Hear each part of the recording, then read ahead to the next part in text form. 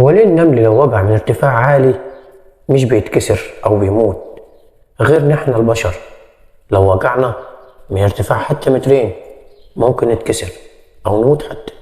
وقبل ما أجاوبك عايزك تظبطني باللايك الجميل وتشير الفيديو علشان غيرك يستفيد، ولو في سؤال بيدور في بالك اكتبه لي في الكومنتات. بص يا سيدي، السبب الرئيسي في إن النمل ما بيتكسرش لو وقع من ارتفاع عالي هو حجمه الصغير، وكل ما كان الجسم أصغر كل ما زادت قدرته على تحمل السقوط من ارتفاع عالي، وده لأن القوة اللي بتأثر على الجسم عند السقوط بتتناسب مع كتلة الجسم، وبما إن كتلة النمل صغيرة جدا فإن القوة اللي بتأثر عليها عند السقوط بتكون صغيرة برضه، وده بعكس الإنسان اللي جسمه كبير بالنسبة طبعا للنمل، فبالتالي القوة اللي هتأثر على سقوطه هتكون كبيرة برضه.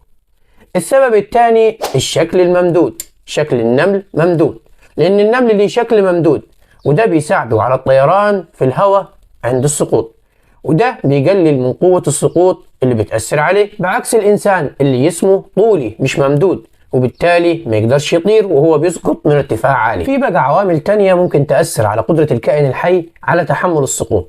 زي ايه؟ زي سرعة السقوط، فكل ما كانت سرعة السقوط أسرع كل ما زادت قوة السقوط اللي بتأثر على الجسم. الحاجة التانية السطح اللي بيهبط عليه الجسم، كل ما كان السطح اللي بيهبط عليه الجسم صلب فإن قوة السقوط اللي بتأثر عليه بتكون أكبر. الحاجة الثالثة الحالة الصحية للكائن الحي، فلو كان الكائن الحي ضعيف أو مريض فبيكون أكتر عرضة للإصابة عند السقوط. وبس كده يا سيدي، لو عجبتك المعلومة ما تنساش اللايك والشير، ونشوفك على خير.